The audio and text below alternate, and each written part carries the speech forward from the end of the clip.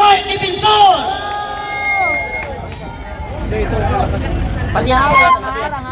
Mas malakas yan.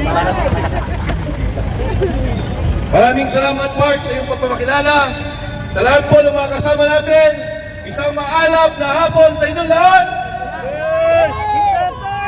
Alam niyo mga kasama, narito tayo ngayon para gumandain. Wala nang isang taon nang kinidnap ang Pangulong Duterte. Bakit ko sinabing kinidnap? Ang kumidnap ang sarili nating gobyerno.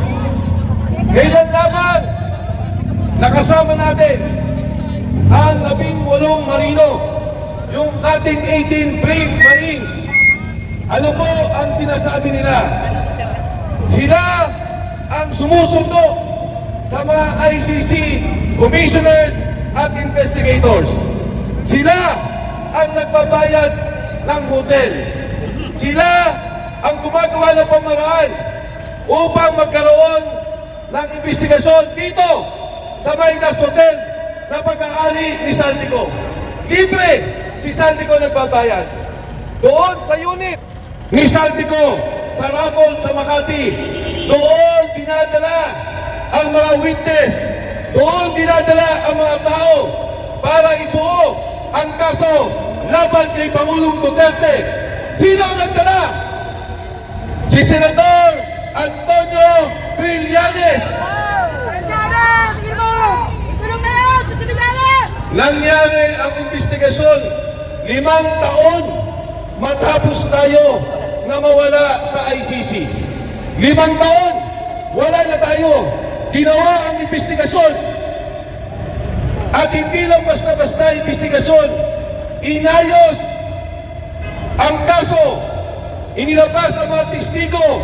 Hindi para tingnan ang katotohanan. Hindi para ayusin ang hustisya. Pero para kidnapin at ikulong si Pangulong Duterte sa The Hague, Netherlands.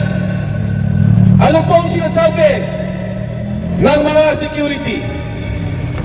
Wala pa ho ang warrant of arrest. Ikinulong na sa Binamor ang Pangulong Duterte. Sinigurado nila na mula Hong Kong makukuha si Duterte at madadala sa Netherlands. Mga kababayan, wala akong problema sa hustisya. Wala akong problema kung anong nais na sa katotohanan. Tandaan ninyo, si Pangulong Estrada kinusuan sa Pilipinas, sa korte sa Pilipinas, ikinulong sa Pilipinas. Ang Pangulong Gloria Macapagal Arroyo kinasuan sa Pilipinas, batas ng Pilipinas, ikinulong sa Pilipinas. Pero si Pangulong Duterte, kinidnap ng ating gobyerno. Ang sabi ni Saldico, si Bongbong Marcos mismo ang mastermind sa kaso ni Duterte sa pagtistigo ni Trillanes sa perang ibinibigay hanggang siya ay kidnapin at inibad sa The Hague, Netherlands. Marcos naman! Marcos resign! Marcos resign! Marcos resign! Bakit tayo nandito sa Supreme Court? Bakit tayo narito sa Korte Suprema? Alam niyo ba na ang ICC, ang ibig sabihin po niyan, pagka ang isang bansa magulo, walang kaayusan, ang mga korte ay hindi nagpa-function o walang independensa ang korte, doon lamang dadalhin sa ICC. Pero dito mo ba gumagana ang korte ng Pilipinas? Gumagana! Wala ba ho tayong korte o meron? Meron! Supreme Court! Kaya po ang Korte Suprema dapat magsalita. Dahil ang pagkakaresto ni Duterte ay sampal sa Korte Suprema. Sampal sa Korte ng Bayan. Sampal sa batas ng Pilipinas. Mga kasama, noong lumabas si Sergeant Gutesa, sinabi niya na sa amin ang ICC. Sabi namin sa kanya, Sergeant Gutesa, siguro hindi panahon na banggitin mo ang ICC. Alam niyo ang sabi ni Sergeant Gutesa, ang matataas na mga opisyal ng gobyerno nasa Maidas nagmo-monitor sa pag-aresto kay Pangulong Duterte. Ano ang sabi ng 18 sundalo?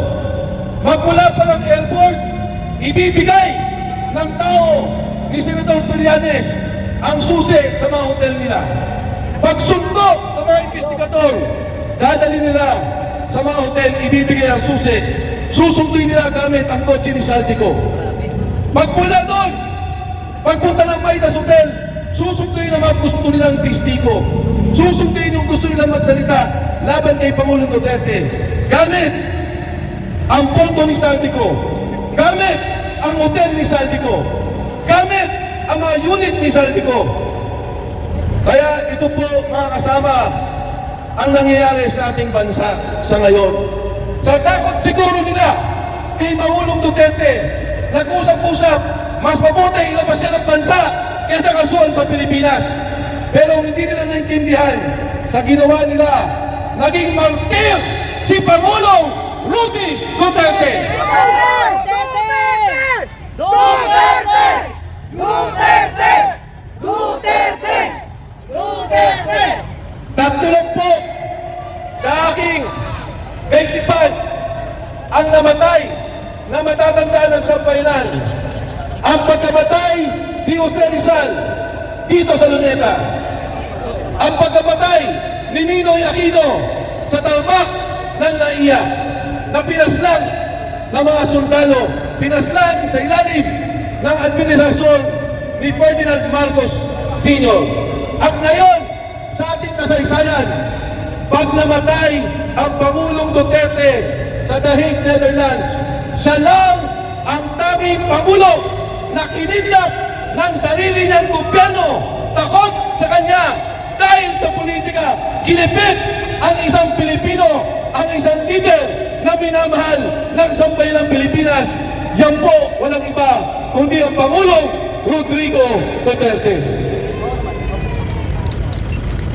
Yung pong 18, kinasuhan po. Ako mismo, kinasuhan. Ang isang magaling at matapang na abogado, Attorney Levi Baligod, kinasuhan po nila. Kinasuhan dahil nagsabi ng katotohanan sa pagnanakaw ng pondo ng bayan. Ano bang sinabi ng mga sundalo? Nag-deliver kami sa mga senador. Nag-deliver kami sa mga congressman. Nag-deliver kami kay Speaker Martin Romualdez at kay Pangulong Bongbong Marcos. Yan ang sinasabi ng mga sundalo. Yung bilyon-bilyon na mali-maleta ng dinideliver nila, yan po ay pera ninyo. Pera ng kapulisan na makasama natin.